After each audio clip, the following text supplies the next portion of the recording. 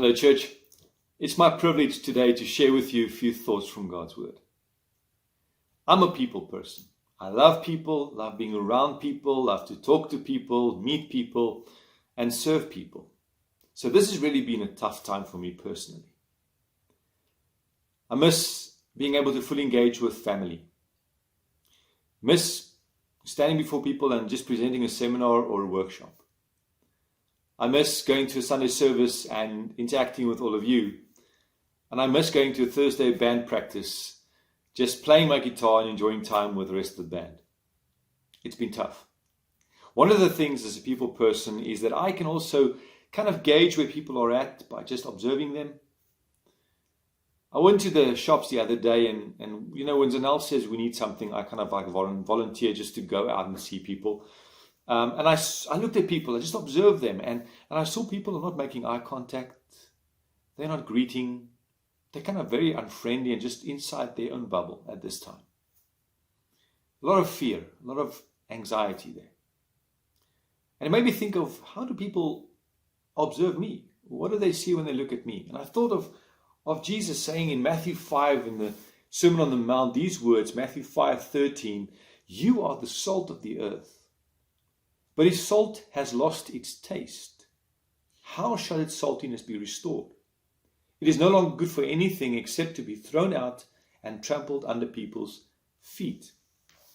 So Jesus is saying, I, as a believer, as a follower, as a disciple, I'm salt. I'm supposed to bring taste like salt does. I'm supposed to bring some preservation because salt preserves.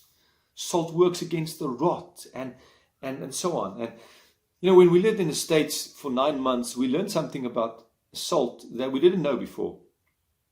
We encountered some very cold conditions in the United States with snow and some ice, and especially over bridges where there's no ground underneath and there's steel inside the bridges. The bridge tends to ice up and get a layer of sleet on top, which is very dangerous. You've got to be very careful going over bridges. But then we learned that they use salt to throw on the snow or the ice or the sleet to break it down. And you can go Google this. Salt interacts with a thin layer of water on top of the ice.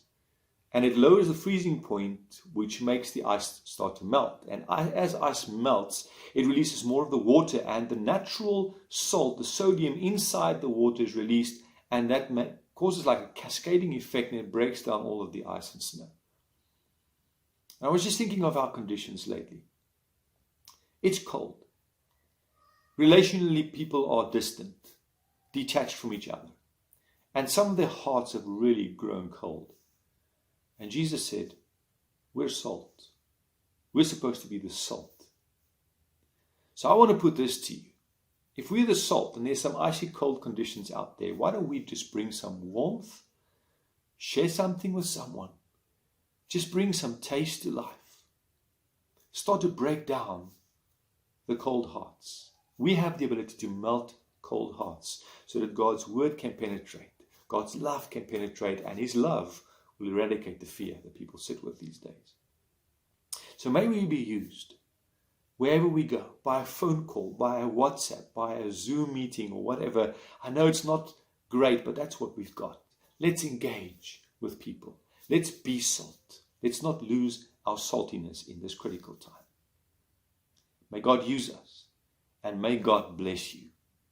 With love from my house to yours.